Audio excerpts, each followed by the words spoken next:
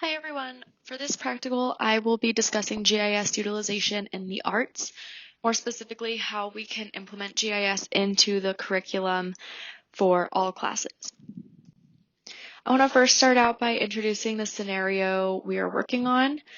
So Concordia Charter School has been awarded a multi-million-dollar educational technology development grant from Google to integrate geospatial technology with all school curriculum, primarily using the interactive nature of Google Earth and similar outlets. We are tasked with finding means of applying geospatial techniques in creative art classes that includes some form of Google-backed geospatial technologies. We want to recommend some geospatial techniques that can be used in the classroom. When thinking about what tools to use in order to incorporate GIS into creative arts, I started off with art because I felt this would be the most straightforward to address. So for art classes, I would suggest creating a project that follows some of the same layering processes that GIS uses. I think this is a good parallel between the two since both are comprised of many layers. Art also allows students to model things like landforms and mountain ranges in order to understand topographic complexity. For something like music, I came up with the idea of studying how cultures interact with their environment to create regional music, then looking at how different regions with different cultures create such diverse sounds. Musical maps might be useful here in order to deduce what environmental or cultural factors are in play that contribute to a region's sound. I was only able to find a map of the US, but I think studying other regions in the world would be a lot more useful in sense of studying music with GIS technology.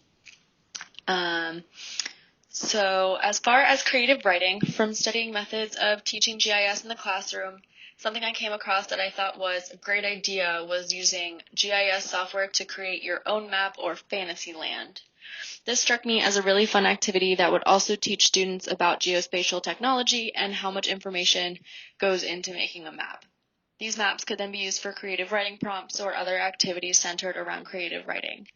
An example of a fantasy map is shown on the left here.